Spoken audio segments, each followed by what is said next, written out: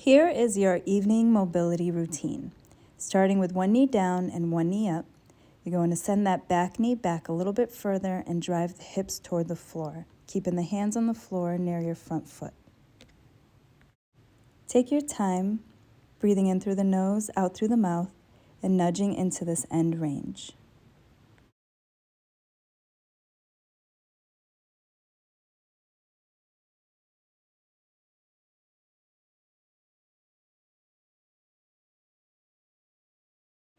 When you're ready, you'll take the hand on the same side as the front knee and just turn the shoulders so that you're turning your chest toward that front knee, opening up that hip flexor a little bit more and driving the hips down a little bit further.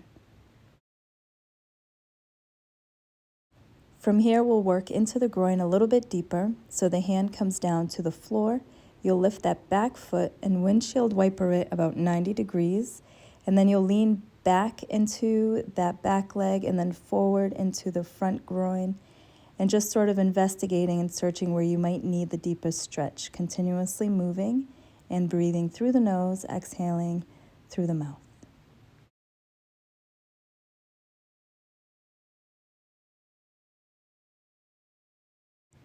Release that back foot so that it is back in line with your knee and your hip, and then inch it inward so the knee is in line with that front heel. And again, nudging into that end range here, kind of investigating where you might need it the most.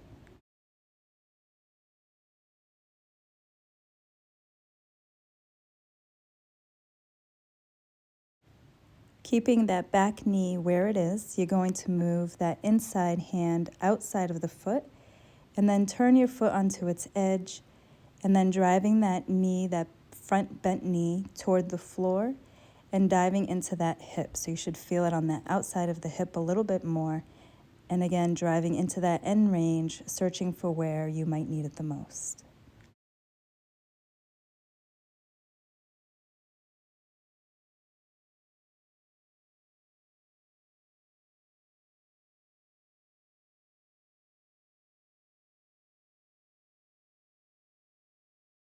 Placing that foot flat on the floor once again, you're going to send the hips up and move that back foot outward, driving that tailbone up toward the ceiling so you're getting a nice deep stretch in that front hamstring.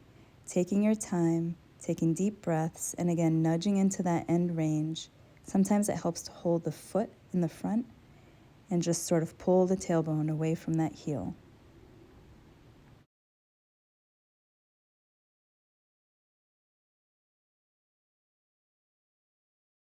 From here, you'll bring that back foot forward so that is beside that front foot, inching the fingers forward, tailbone back for a nice deep hamstring stretch, and then you're going to switch sides.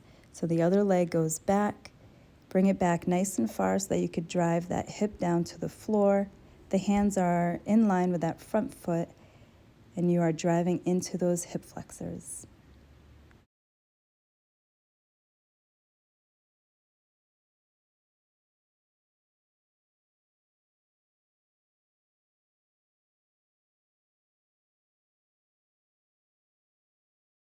From here, you'll take that inside hand and bring it to the knee so that you could turn your shoulders so your chest turns toward your bent knee in the front, getting a nice deep stretch in those hip flexors, getting through that T-spine just a little bit. Bringing the hand back down to the floor, you're going to pick up that back foot and windshield wiper it to 90 degrees. And then you're going to sit back toward that heel and then nudge forward into that hip, looking for that deep groin stretch.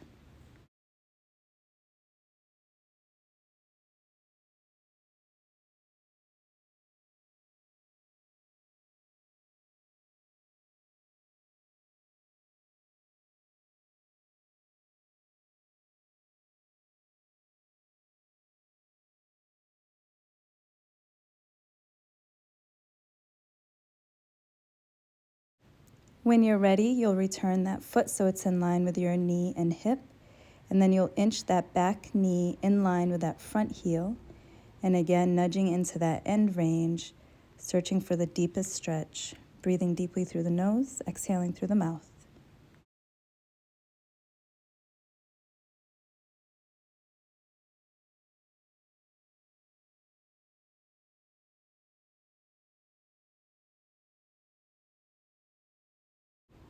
From here, you'll turn that front foot onto its edge, and that inside hand comes to the outside of the foot, and you'll drive that front knee, the bent knee, toward the floor, searching for the best stretch on the outside of that hip, taking your time, breathing deeply, getting into that end range.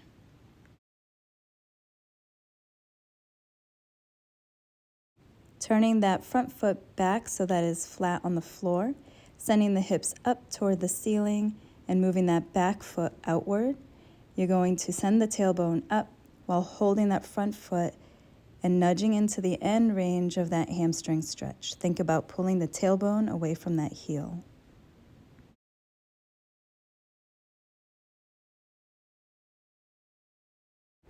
Now you can bring that back foot so that it is side by side with the front foot. You want to be about hip width apart. Send the fingers forward, tailbone back for a deep stretch, and then sink the hips down. And you can sort of rock back and forth, trying to drive the heels into the floor and then slightly lifting them up. You'll get a nice deep stretch through the ankles, and you'll be preparing your hips to sink down a little bit further. And then once you can keep those feet flat on the floor, you can start sort of swinging side to side a little bit, rotating, getting through the ankles a little bit deeper.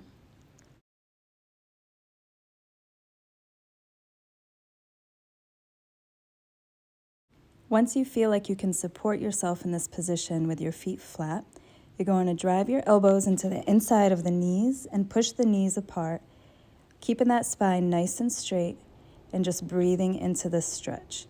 Inhaling through the nose, exhaling through the mouth. We'll now reach one arm up at a time and then come up to standing nice and tall.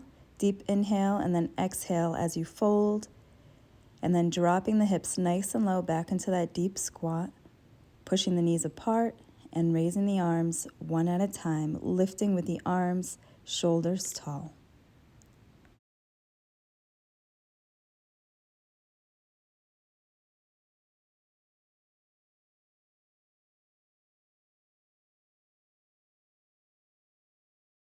On this last lift, we're going to turn and separate our feet nice and wide as you can get them.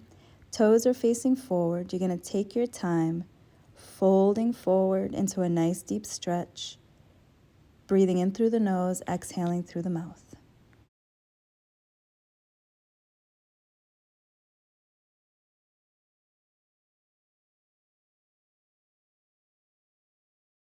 From here, we're going to turn so that we're reaching for the outside of one foot, and then we're going to swing to the other side.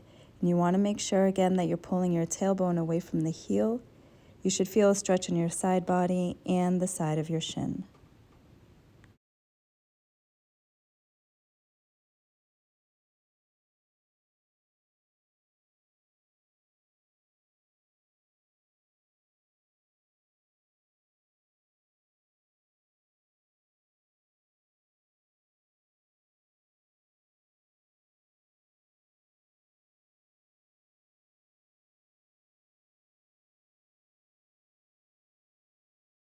Returning the hands to the center, you are going to adjust your feet so that you can bend one leg and sit into that hip, keeping the other leg extended.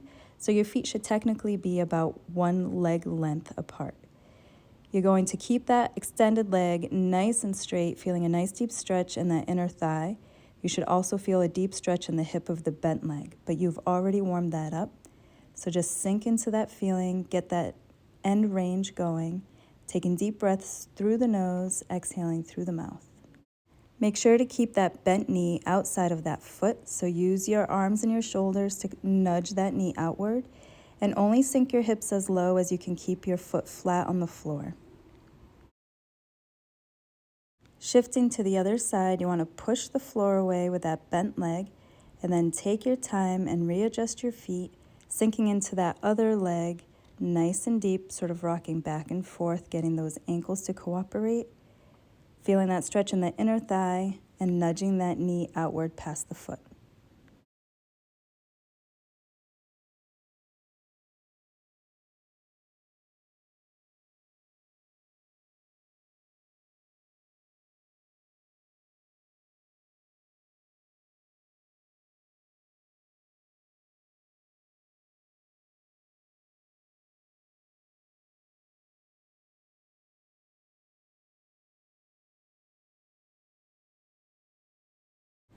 We're going to shift to the other side now, and sinking down nice and low, try lifting the hands off the floor, and then use your hips to push that floor away. Take your time and sink down low into the other side. From here, you're going to keep the feet wide, but then turn so you're facing the top of your mat. So one foot is forward, one foot is back.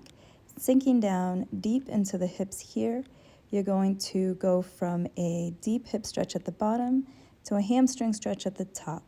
So it's basically a flex and then an extension.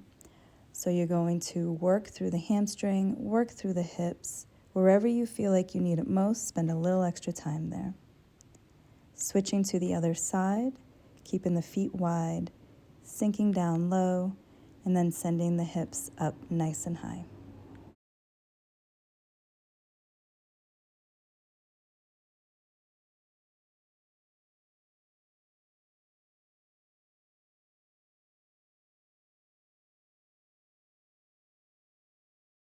Turning once again to that folded wide stance, getting a nice deep stretch here before moving on to the next movement. Turning now toward the top of your mat, sending the feet back, you're going to drive through the shoulders into a nice down dog, pedaling the feet so you're stretching the calves and the feet, driving the shoulders forward into a strong cobra. You want to keep the legs active here, so try not to dump into your low back. Then you can place the knees down and sink back into a child's pose, fully stretching through the shoulders as well. You can now walk the feet toward the hands, keep them hip width apart for a nice deep hamstring stretch, folded forward. You're going to swing from one side to the other, really focusing on one hamstring at a time.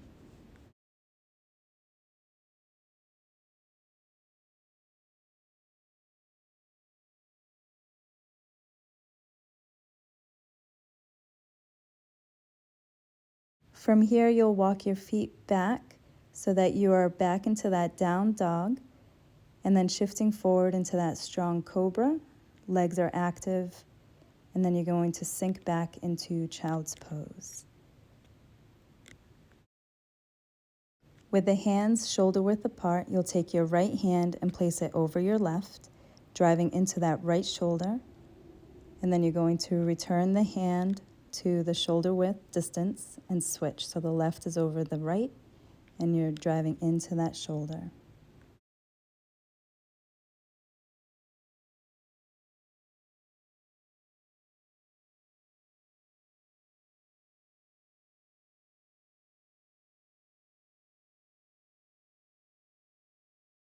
Coming up onto your hands, we're on our hands and knees now. We'll thread the arm through so the shoulder comes down to the floor, tailbone is up toward the ceiling, and you're getting a nice deep stretch through your T-spine and your shoulders.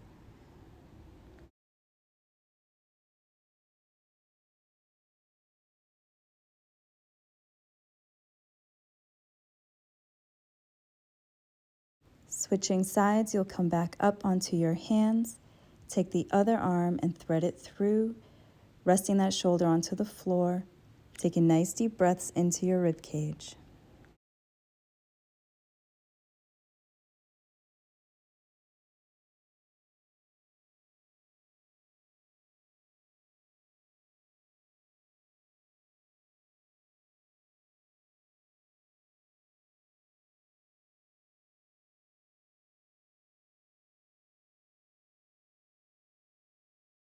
From here, you'll find your way onto the floor so that you're lying on the floor.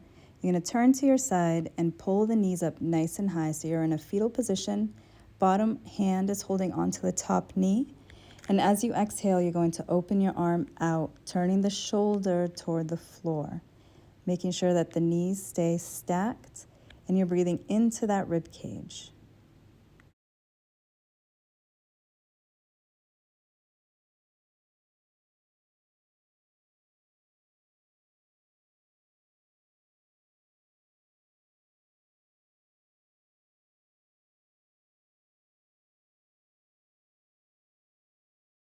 Best way to switch sides is to return the arm to starting position and then lead with that top knee so you're not twisting through the low spine. Turn to the other side, knees up nice and high. Bottom hand is holding the top knee. Nice inhale with the arm in front, and then exhale as you turn your shoulders so that your arm is extended behind you and your chest is nice and open, breathing right into that rib cage.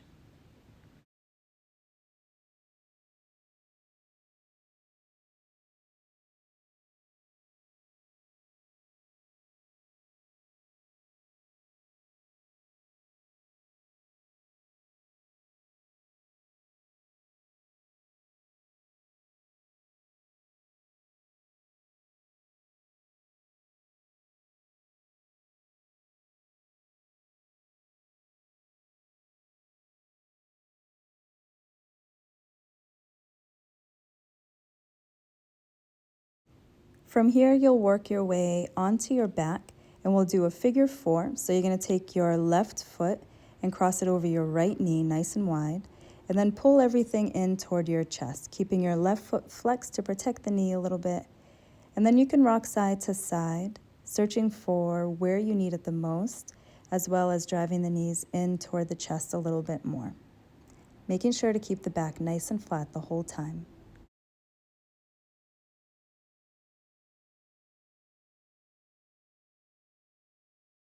Take your time and uncross the legs, pull the knees in for a little hug, and then switch your feet. It can also help to use your arm to drive that bent knee away a little bit, get a little bit more stretch into that hip.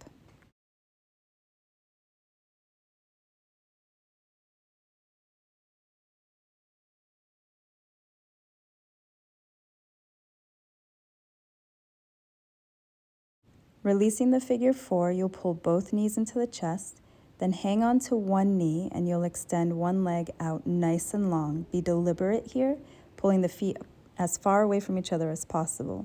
Then pull both knees in for a hug and switch, driving that extended leg out nice and far and really pulling that bent knee in nice and tight.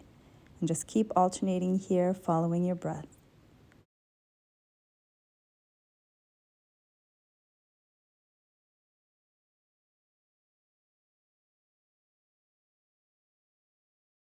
Pull both knees in now for a nice tight hug, lifting the head, pulling the chin toward the knees, rocking side to side, squeeze with everything you've got, and then slowly you'll start releasing, so you'll drop the head a little bit, and then a little bit more, still rocking side to side. And then releasing the knees just a little bit, and then rocking through your SI joint. You should feel your hips on one side, and then rocking to the other. From here, you'll extend the legs out and drop the arms down and just take a nice deep breath, feeling your entire body and all the work you just did.